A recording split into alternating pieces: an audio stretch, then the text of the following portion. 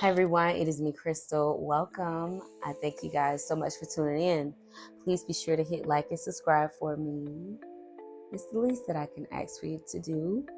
All right, so I'm reading through Sacred Contracts by Caroline Miss here, and something stood out to me. If you have this book, it's on page 222, and it talks about her meeting a gentleman and then meeting a female, that is in contact with this gentleman, that's in relations with this gentleman.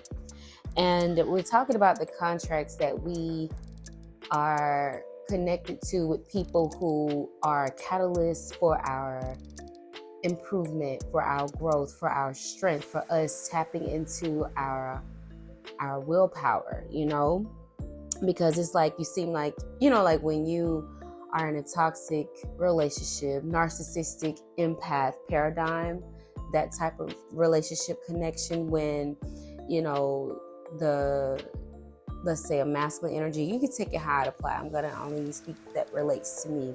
When a masculine energy tries to pick at your self-esteem and make you feel inadequate, as if you're not enough, you're giving it your best every day. You know who you are, which is the part that they hope that you didn't.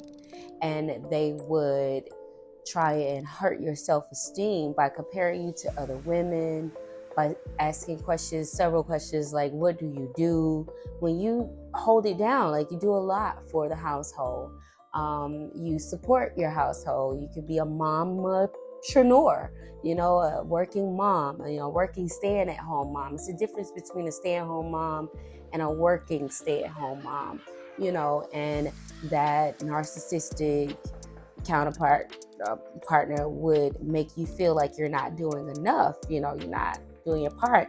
And you would slowly begin to believe that that is who you are, because you know that you're giving it your best, and your ultimate goal as an empath is to please, is to not to please, but to make sure everybody is okay, because you're an empath, a distorted empath, one that doesn't have proper discernment. So you're giving it your best, and you're going through this narcissistic abuse. So in this story, Alfred and Susan was being made feel like she was inadequate, and he would continually correct her, both in public and in private, and it would slowly drain her self-respect, so that eventually she believed that this was who she was. He was as weak as he was insisting her to be. But Susan had this thing that happened. One day she snapped out of it, and she realized that she had been a slave to an evil wizard person. Okay?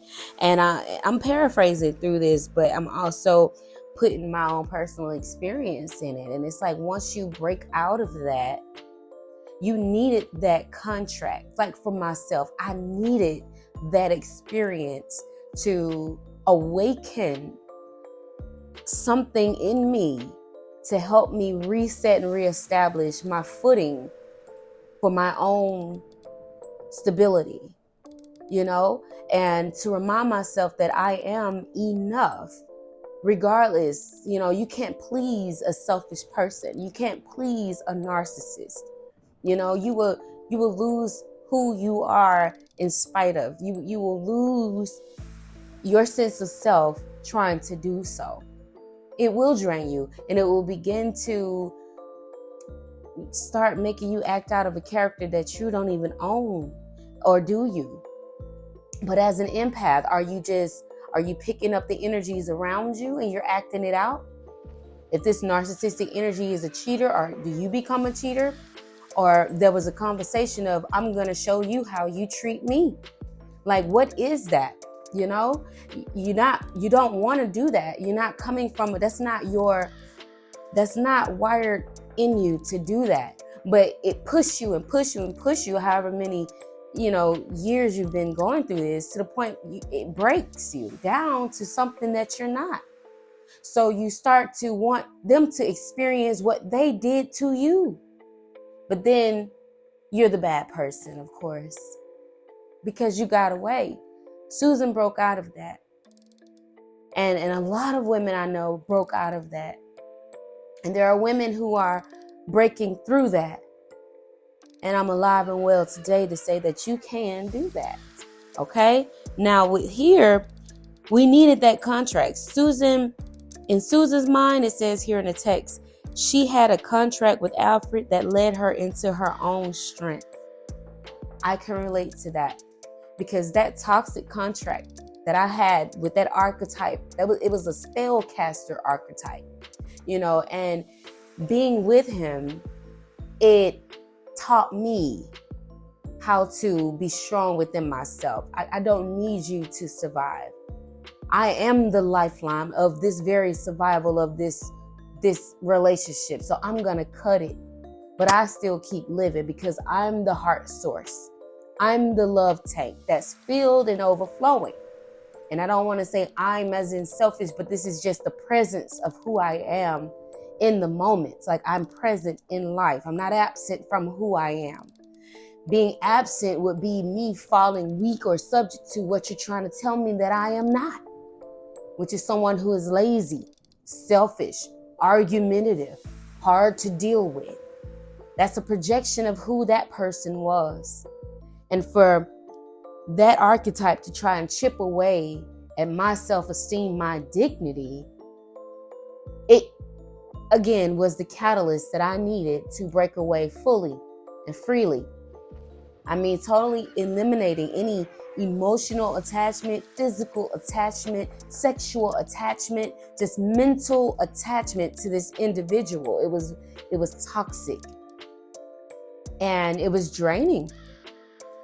And it shows up now, the strength that I've developed from experiencing that particular contract in my life, because I had to have that experience. And the Holy Spirit, and the way my sacred contract is aligned, there's a lifeline on it. There's a lifeline on these contracts, you guys. And I was at the pivotal moment of finalizing and closing that chapter out.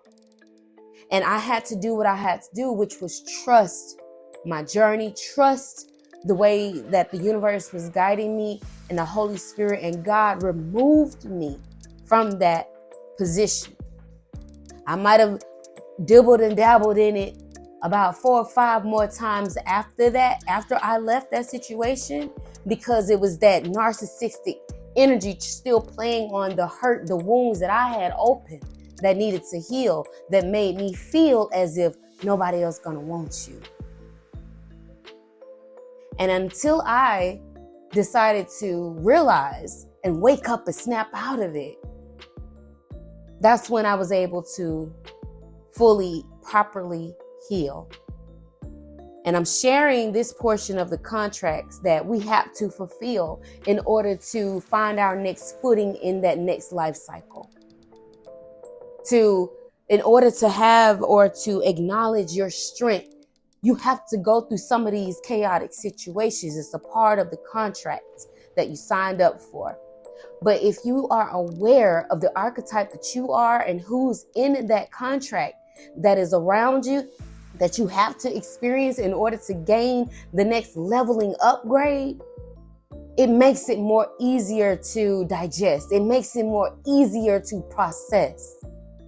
And that breakthrough can come out looking like a success.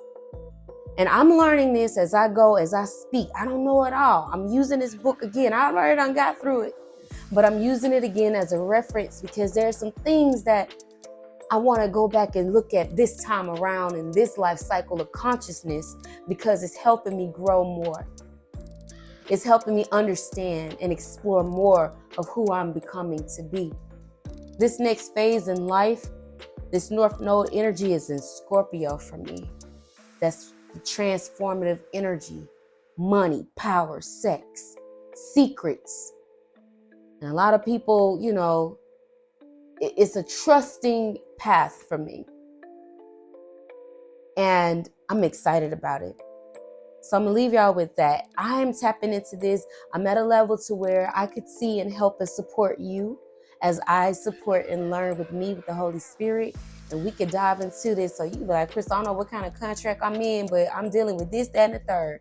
him, her, and them. What do I need to do to get through this next phase in this contract? Like, what am I really supposed to experience?